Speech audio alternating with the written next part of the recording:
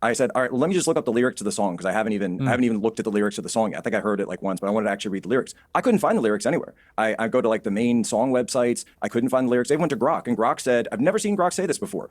These lyrics cannot be displayed.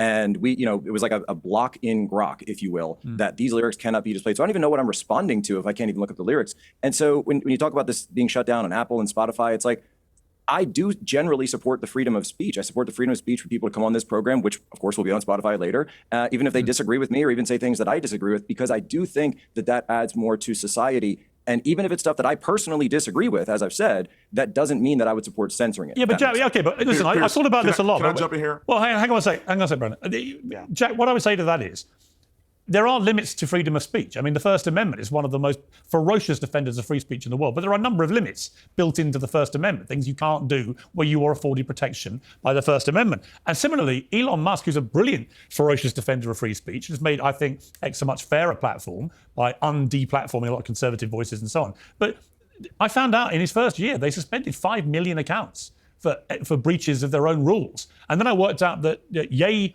West, or whatever he wants to call himself, had breached multiple times on a daily basis exactly the same rules, but the rules weren't being applied to him. And what's dangerous about that is that he's not just saying he doesn't like Jewish people, he's actively encouraging 33 million people to treat Jewish people like slaves, his quote, to whip them, his quote, and so on.